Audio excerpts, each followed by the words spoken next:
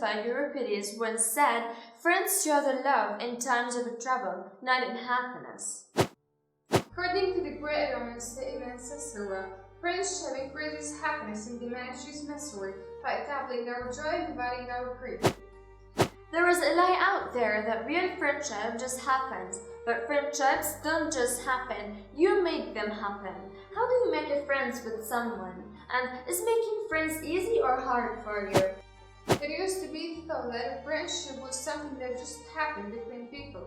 However, many studies by social scientists have shown that becoming friends with another person is a complex process, but one that can be learned. Making and keeping friends isn't easy, it takes effort. Here are the top 5 steps for turning someone you know into a lasting friend. It's not enough to find people. Making those new acquaintances into friends takes time and effort. If you really want to be less alone and lonely, there is work to be done. But how to turn acquaintances into friends? Everyone has acquaintances, people we know, but who are any other friends? To take your relationship further than just discussing the weather, you need to show an interest in that. A good listener is rare these days. It is the best passport you could possibly have to friendship. Don't be interested, be interested. What are the best ways to do that? Ask them questions, but don't get too personal at first. Even more importantly, listen to their answers and remember the information for the next time you meet. Even if you are the nicest person in the world, we've all got to being annoying at times. It's a human nature. What is the best advice for dealing with such mistakes? Maybe you made a joke that annoyed your new friend, or forgot to call when you promised to. It's almost inevitable that something will go wrong at some point, but it's how you react to the situation that may be more important than the initial error. What you absolutely must do after making a mistake with a friend? An honest apology and making the effort not to let it happen again are usually all that's needed. It's not easy to say no to a friend, especially when they need your help. However, you cannot say yes to everybody. According to the tip, what are the 2 opposite ways of behaving? How can we find a perfect balance between the 2 extremes? When making arrangements, there are 2 opposite ways of behaving that can harm a friendship. The first is forcing the other person to make all the decisions by saying things like, "I don't mind, you choose," or "whatever you want." The other is being too particular and inflexible about what you want to happen, where or when. Try to find a middle way between the 2 extremes. First impressions are the most lasting and the deepest, but be careful. Boasting is a weapon like a gun, and our skills, money, achievements are the bullets. If you keep a weapon with you, it gives confidence, but if you show it off, the worst things will happen. It's understandable that you want to impress a new friend and make them aware of your good points, but don't go too far. Research shows that most of us tend to like people who don't post about their achievements or take themselves too seriously. Nothing is worse than thinking a friend is trustworthy and loyal, only to find out that they have been lying to you the whole time. If any of your friends aren't able to keep your secrets, they aren't worth your trust. Are you good at keeping secrets? What would you do when you get to know that your best friend isn't keeping secrets from you? If someone tells you something in confidence, it means just that. They are confident that you won't tell anyone else. In other words, they trust you. If you then pass on this information to another person, the trust is broken. Even if your friend doesn't find out what you have done, this kind of behavior can easily destroy a friendship over time. Thanks again for Huda Abu Qamar and Roya Abu Shammala. I will be with you, Mr. Yahya Khalid Dirawi and Mr. Muhammad Zaki Al-Jadid. It is used to be thought. طبعا لقد تم التعود على الاعتقاد، وهنا إذا بدنا نترجمها باللغة الإنجليزية it was thought regularly in the past. تم الاعتقاد بشكل منتظم في الماضي. على ماذا تم التعود على الاعتقاد؟ That friendship was something that just happened between people. أن الصداقة هي شيء فقط وببساطة يحدث بين الأشخاص. طبعا friendship معناها the state of being a friend، أن تكون صديقا. That just هنا just معنى simply أو only ببساطة أو فقط. happened يعني يحدث without plan، يحدث بلا تخطيط. طب ما أين يحدث between people بين الأشخاص؟ إذا لقد تم التعود على الاعتقاد أن الصداقة هي شيء يحدث هكذا بدون تخطيط بين الناس. However, many studies by social scientists. طبعا however هنا بمعنى يعني تستخدم however when you are adding a comment عندما تضيف تعليق which is surprising يكون مفاجئ. على أي حال however many studies دراسات عديدة many surveys by social scientists. social scientist هنا بمعنى علماء الاجتماع، وهو الشخص الذي يدرس studies or teaches أو يعلم social science علم الاجتماع. إذن الدراسات العديدة من قبل علماء الاجتماع have shown have displayed أظهرت offered عرضت presented ماذا قدمت وماذا عرضت that becoming friends with another person أن تصبح صديق to make someone your friend with another person مع شخص آخر is a complex process هي عملية معقدة. وهنا complex بمعنى complicated معقد difficult صعب، process بمعنى عملية operation procedures method إلى آخره. إذن لقد تم التعود والاعتقاد على أن الصداقة هي شيء يحدث هكذا بدون تخطيط بين الأصدقاء أو بين الناس. دراسات عديدة من قبل علماء الاجتماع أظهرت أنه لكي نصبح أصدقاء مع شخص آخر هذه تعتبر عملية معقدة. But ولكن on the contrary one that can be learned الشيء طبعا one هنا نقصد بها a particular thing شيء that can be learned يمكن تعلمه understood discovered يفهم. ماذا هذا الشيء؟ making and keeping friends هنا يعني الحفاظ وصنع الأصدقاء يعني becoming and staying friends أن تصبح وتبقى صديق isn't easy ليست سهلة isn't simple ليست بسيطة it takes effort. طبعا it هنا refers to making and keeping friends اللي هي صنع الصديق. takes effort يعني تتطلب وتأخذ الجهد. فعندما if you make an effort to do something you try very hard يعني هناك بذل جهد كبير جدا. here are the top 5 tips. إذا هنا طبعا here are بمعنى in or at this place هنا في هذا المكان the top 5 tips. طبعا the top بمعنى the most important الأكثر أهمية. طبعا هنا tips بمعنى hints suggestions advice نصائح وعددها 5. لما هذه النصائح؟ for turning someone for changing تحويل changing or developing someone from one thing to another. إذا لتحويل وتطوير شخص you know أنت تعرفه إلى ماذا into a lasting friend يعني صديق دائم continuing متواصل permanent دائم. The first step be interested كن مهتم. Involved interested هنا تعني involved concerned and affected. Everyone has acquaintances. Everyone هنا تعني كل شخص أي each everybody has acquaintances. acquaintances اللي هم يا جماعة الخير هنا تعني معارف. ومعارف هنا اللي هو in English we say people we know but who aren't yet friends يعني ناس بنعرفهم ولكن لسه ما وصلت درجة العلاقة إلى صداقة. To take your relationship farther than just discussing the weather لحتى تأخذ علاقتك لدرجة أبعد من مناقشة اللي هو أحوال الطقس. To take your relationship farther أي to take your relationship connection link يعني كلمة relationship معناها علاقة تعني connection or link than just discussing هنا مناقشة وتعني talking about something. The weather اللي هو حالة الطقس أو الطقس. The weather is the condition of the atmosphere. You need to show an interest in their life. You need to show إنه لازم تريهم اهتمام في حياتهم. You need to show هنا يعني تحتاج require and want to read. An interest in their life there هنا تعود على acquaintances. An interest هنا attention يعني اهتمام or concern. إيش لازم تعمل الآن أنت عشان تأخذ علاقتك لدرجة أبعد من مجرد اللي هو التحدث عن أحوال الطقس أو مناقشة اللي هو أحوال الجو. Ask them questions. اسألهم أسئلة but don't get too personal. ما تروح لأسئلة شخصية في البداية. At first هنا تعني at the beginning. Even more importantly, listen to their answers and remember the information for the next time you meet. هنا نقطة إيجابية.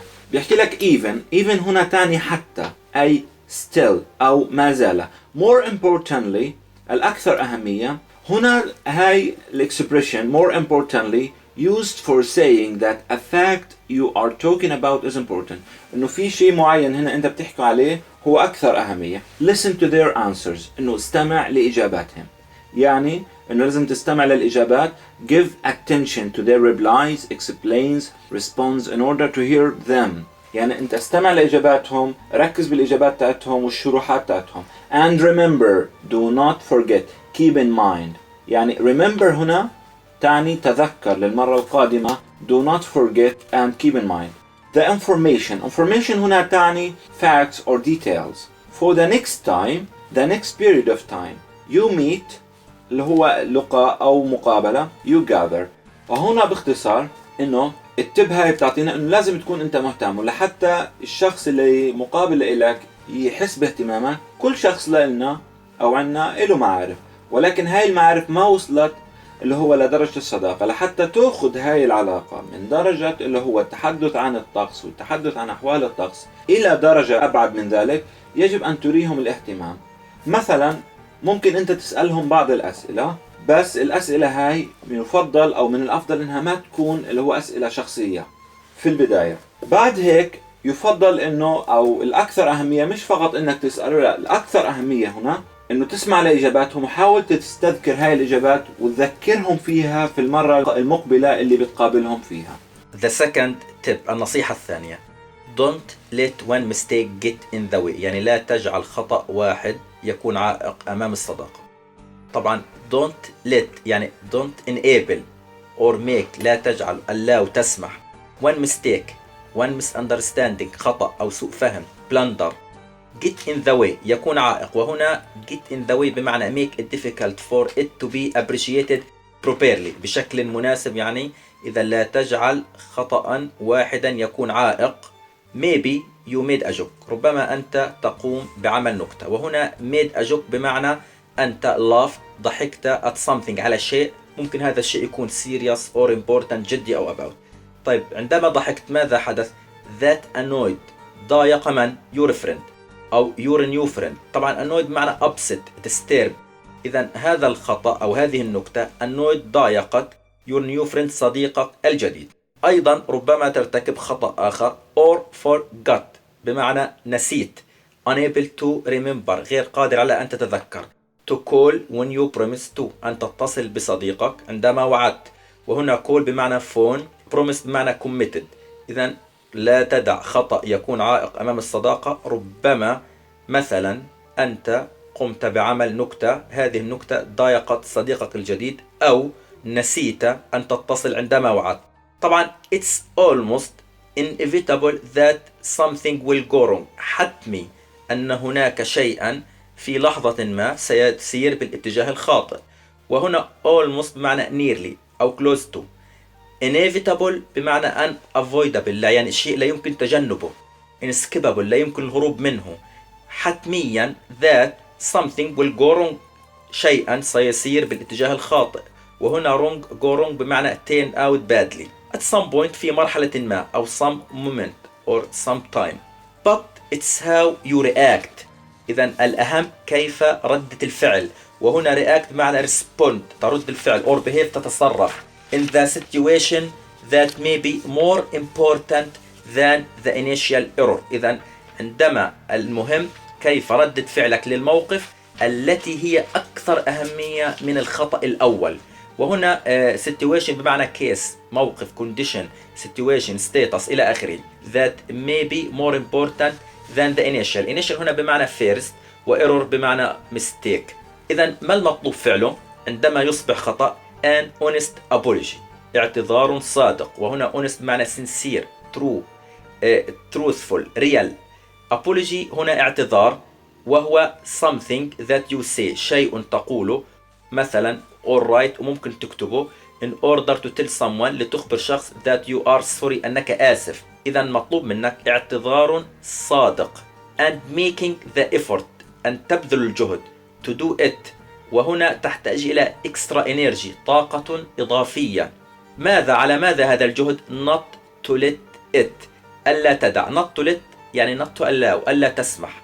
it طبعا هنا refers to the error، ألا تسمح، it تعود على الخطأ، ألا تسمح لهذا الخطأ happen again، أن يحدث مرة أخرى، بمعنى take place، أن يحدث مرة أخرى. إذا هذا are usually all that's needed are usually, are normally, generally, mainly, commonly بشكل عام. all كل completely, totally, fully, that's needed ما نحتاجه, that is wanted or required. إذن مطلوب منك عندما ترتكب خطأ اعتذار صادق وأن تبذل الجهد ألا تدع هذا الخطأ يحدث مرة أخرى، وهذا كل ما نحتاجه. The third tip النصيحة الثالثة be clear but not too demanding لكن ليس كثير الطلبات أو لحوحا. طبعا هنا be clear بمعنى be obvious be apparent كن واضحا كن ظاهرا but not too demanding ولكن ليس لحوحا، وهنا demanding بمعنى not easily satisfied or pleased يعني ليس من السهل إرضائك. طيب إذن ماذا يدخل ضمن هذه النصيحة؟ when making arrangements عندما نقوم بعمل ترتيبات، وهنا when بمعنى at or during the time خلال أو عندما. making arrangements يعني plans خطط or preparations أو تجهيزات. there are two opposite ways هناك طريقين متناقضين، وهنا ways opposite ways بمعنى different ways or contrasted styles or methods of behaving من السلوك. إذن عندما نقوم بعمل ترتيبات مع أصدقائنا هناك طريقين of behaving من السلوك that can harm، وهذين الطريقين من الممكن أن يؤذوا damage lose. ماذا يؤذوا؟ a friendship الصديق. ما هذين الطريقين؟ the first الطريق الأول the first extreme is forcing the other person to make all the decisions هو إجبار الشخص الآخر على القيام بكل القرارات، وهنا forcing بمعنى imposing the other person اللي هو نقصد فيها the friend to make all the decisions أن يقوم بهول كل the resolutions القرارات. طيب كيف؟ by saying things بأن أقول له أشياء، ممكن أقول things هنا ترمز إلى words بأن أقول كلمات like مثل I don't mind لا أمانع، وهنا طبعا don't mind هي a polite saying قول مؤدب that you will be happy أنك سوف تكون سعيدا with any of things offered بأي شيء مقدم لك. إذا ممكن تقول لصديقك لا أمانع you choose أنت اختار you select or whatever you want أو ما تريد، وهنا whatever you want it means that the speaker is unwilling يعني لا إرادة لديه to commit أن يلتزم بنظرة معينة. إذا الطريقة الأولى هي إجبار الشخص الآخر على القيام بكل شيء بأن أقول له لا أمانع لك الحرية أنت اختار ما تختار هو مفضل لدي إلى آخره. الطريقة الأخرى اللي هي the other بمعنى the second extreme الطريقة الأخرى is being too particular أن تكون هنا special خاص في نفسك private specific personal individual يعني ما أريكم إلا ما أرى and inflexible بمعنى جامد غير مرن not wanting to change لا تريد أن تتغير about what you want to happen حول ما يحدث or where or when أو متى. إذن الطريق الآخر هو طريق مقابل تماما للطريق الأول، هو أن تكون متمركز حول نفسك وفقط ما تراه هو الصواب. إذن ما المطلوب لكي أنقذ هذه الصداقة؟ try to find a middle way between the two extremes. try بمعنى حاول seek aim أن تهدف to find to discover أن تجد a middle هنا بمعنى وسط يعني central position موقف مركزي أو متوسط way between the two extreme طريق بين هذين النقيضين، وهنا extremes بمعنى opposite ends. إذا حاول أن تجد طريق وسط بين هذين الطريقين المتناقضين. The fourth step don't try too hard لا تحاول كثيرا أو لا تجهد نفسك كثيرا. try too hard an act of pushing oneself اللي هو وضع نفس شخص معين أو دفعه to fit in somewhere ليناسب في مكان to where it becomes obviously unnatural يعني بنحاول وضعه في مكان هو مش مكانه. النصيحة إيش بتحكي لنا هنا؟ It's understandable that you want to impress a new friend and make them aware of your good points. It's understandable هنا تعني مفهوم وتعني usual not strange شيء غير غريب reasonable شيء عقلاني natural شيء طبيعي. That you هنا تعود على الريدر القارئ want معناها تريد feel like or need يحتاج to impress show how good you are اللي هو تتحدث عن نفسك وتري قدراتك a new friend اللي هو صديق جديد and make your friends them هنا تعود على مين؟ على ال friends. aware of اللي هو على معرفة if you are aware of something you know about it يعني لما أنت تكون aware of something بتكون أنت على اطلاع عليه. your good points اللي هي الفيتشرز، مميزاتك أو الشيء الإيجابي. but النصيحة هنا بتحكي لنا شو؟ but don't go too far, don't exceed reasonable limits، يعني ما تتجاوز الحدود بتاعت قدراتك أو ما تحكي كثير عن قدراتك. research هنا تعني study or survey، دراسة أو بحث أو مسح. shows هنا reveals، أظهرت أو بيّنت. ماذا أظهرت هذه الدراسة؟ that most of us tend to like people who don't boast in about their achievements or take themselves too seriously. that most هنا تعني الأكثر أو nearly all or the majority اللي هو العمومية أو بشكل عام. of us اللي هو نحن القراء. tend to هنا نحاول أو pay attention to. like معناها يعجب أو admire. people who don't boast in هنا تعني show off، يعني يتباهى or bride أو يتظاهر أو يحكي عن نفسه كتير. about their هنا تعود على مين؟ على people. achievements معناها إنجازات اللي هي performance or production.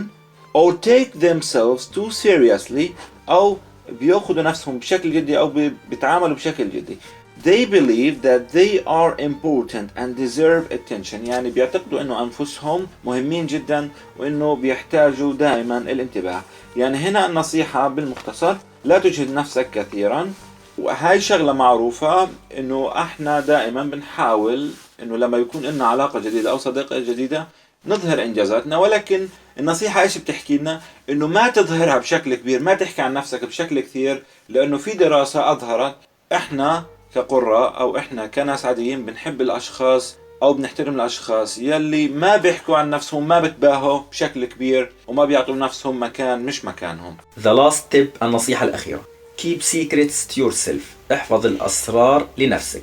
طبعا keep secrets يعني be trusted، تكون موثوق، شخصا موثوقا به. and don't tell anyone، لا تخبر أي شخص a secret، سرا that you know أنت تعرفه. طبعا to yourself بمعنى your only، لك فقط. وهنا بنستخدم yourself instead of you، بدل من كلمة you for emphasis، للتأكيد على أنه لازم تحفظ هذا السر لنفسك. طيب if someone tells you something in confidence، إذا شخص tells يعني informs يخبرك أنت something شيء in confidence يعني secretly بسرية، إذا هناك شخص أخبرك شيئا بسرية.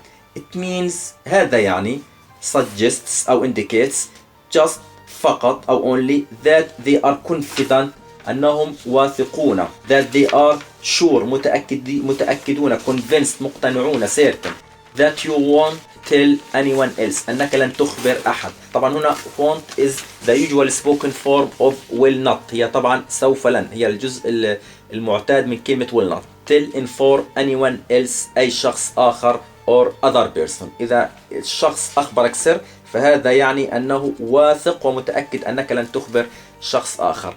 in other words بكلمات أخرى، وهنا بكلمات أبسط، لأن هذا المصطلح أو هذا التعبير اللي بنستخدمه عندما نريد أن نقول شيء بطريقة simpler than the one given earlier، نريد أن نبسط معلومة هي نفسها ما ذكرت سابقا ولكن بطريقة أبسط. they trust you، إنهم يثقون بك. طبعا they refers to people who told you the secrets، من أخبروك الأسرار. trust believe يؤمنون بك. طيب if you then pass on the information to another person، إذا أنت then طبعا بمعنى after that بعد ذلك، pass on يعني مررت، you give تعطي this information أو secrets الأسرار to another person إلى شخص آخر، ماذا سيحدث؟ that trust هذه الثقة or confidence is broken، طبعا ستتحطم أو ستنهار destroyed. even if your friend doesn't find out what you have done، حتى لو صديق اللي أخبرك السر لم يكتشف ما ارتكبت. بالنسبة ل even if هنا بنستخدمها في حالة شيء صار أو ما صار، يعني سواء اكتشف أو لم يكتشف هذه العلاقة ستنهار. your friend doesn't find out لم يكتشف discover what you have done what you have completely finished ماذا ارتكب. this kind هذا النوع or this sort or type هذا النوع of behavior من السلوك or attitude or manner اللي هو أن تخبر السر can easily destroy a friendship forever. can easily بسهولة يعني clearly surely certainly ببساطة وبكل تأكيد. destroy يدمر يعني cause so much damage تلف أو ضرر كبير ل a friendship للصديق أو الصداقة over time عبر الوقت. وهنا over time بمعنى a long time. إذا عندما شخص يخبرك سرا معناه أنه يثق فيك، وبالتالي عليك أن تكون محلا للثقة، لا تخبر أحدا، وإذا أخبرت أحدا ستنهار هذه الثقة حتى لو لم يكتشف صديقك ما فعلت، لأن هذا النوع بسهولة سيدمر الصداقة.